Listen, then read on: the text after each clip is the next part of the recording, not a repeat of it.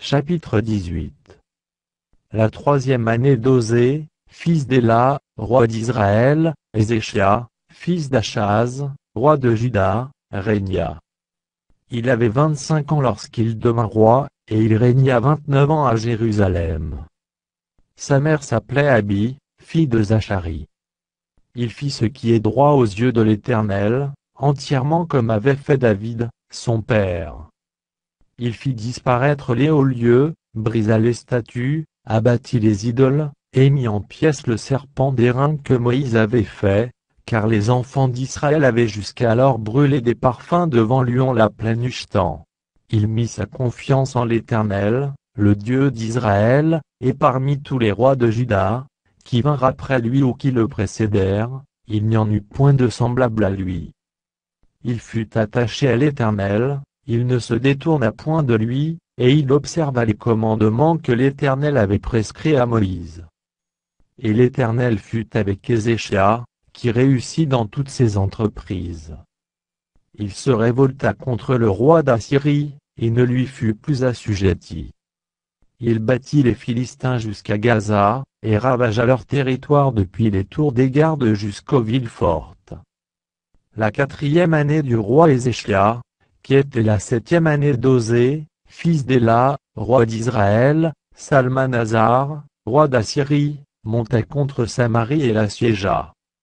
Il la prit au bout de 3 ans, la sixième année d'Ézéchia, qui était la neuvième année d'Osée, roi d'Israël. Alors Samarie fut prise.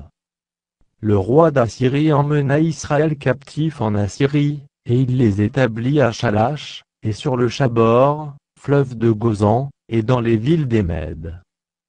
Parce qu'ils n'avaient point écouté la voix de l'Éternel, leur Dieu, et qu'ils avaient transgressé son alliance, parce qu'ils n'avaient ni écouté ni mis en pratique tout ce qu'avait ordonné Moïse, serviteur de l'Éternel.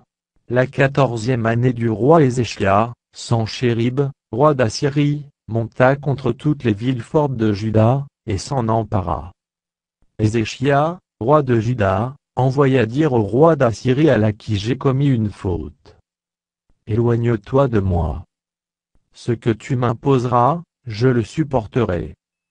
Et le roi d'Assyrie imposa à Ézéchia, roi de Juda, 300 talents d'argent et 30 talents d'or.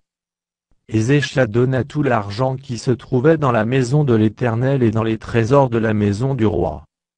Ce fut alors qu'Ézéchia, roi de Juda, enleva, pour les livrer au roi d'Assyrie, les lames d'or dont il avait couvert les portes et les linteaux du temple de l'Éternel. Le roi d'Assyrie envoya de Laquais à Jérusalem, vers le roi Ézéchia, Tartan, Rapsari et Rabtshakeh avec une puissante armée. Ils montèrent, et ils arrivèrent à Jérusalem. Lorsqu'ils furent montés et arrivés, ils s'arrêtèrent à l'aqueduc de l'étang supérieur, sur le chemin du champ du Foulon. Ils appelèrent le roi, et Éliakim, fils d'Ilkija, chef de la maison du roi, se rendit auprès d'eux, avec Shebna, le secrétaire, et Joach, fils d'Azaph, l'archiviste. Rabshakeh leur dit à Ézéchia: ainsi parle le grand roi, le roi d'Assyrie. Quelle est cette confiance, sur laquelle tu t'appuies? Tu as dit: il faut pour la guerre de la prudence et de la force. Mais ce ne sont que des paroles en l'air.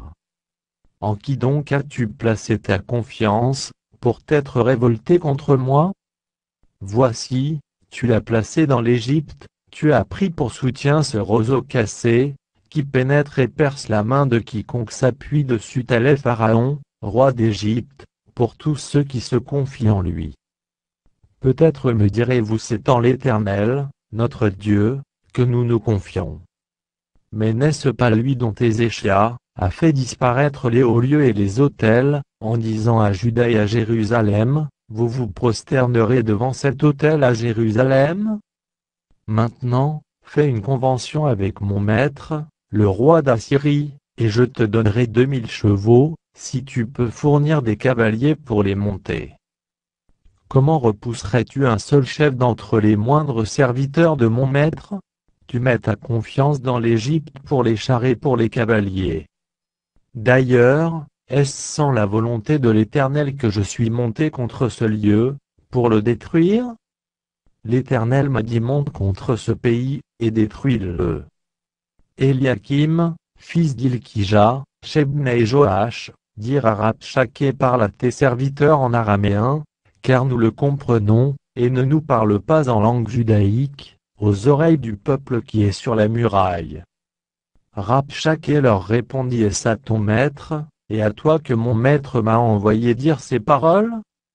N'est-ce pas à ces hommes assis sur la muraille pour manger leurs excréments, et pour boire leur urine avec vous? Alors Rabshakeh, s'étant avancé, cria à haute voix en langue judaïque, et dit écoutez la parole du grand roi, du roi d'Assyrie. Ainsi parle le roi qu'Ézéchias ne vous abuse point, car il ne pourra vous délivrer de ma main.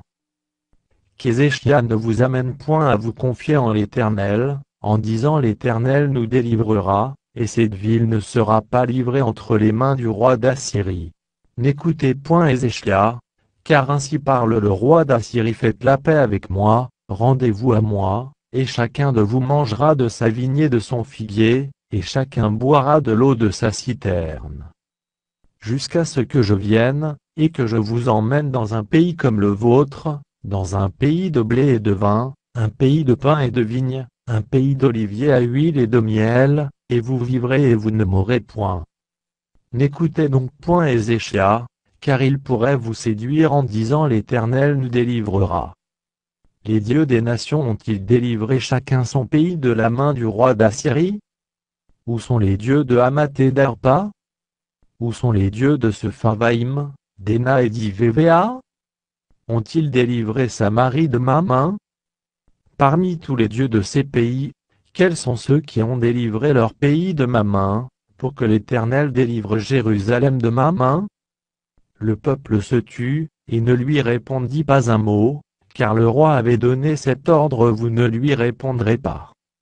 Et Éliakim, fils d'Ilkija, chef de la maison du roi, Shebna, le secrétaire, et Joach, fils d'Azaph, l'archiviste, vinrent auprès d'Ézéchias, les vêtements déchirés, et lui rapportèrent les paroles de Rabshakeh.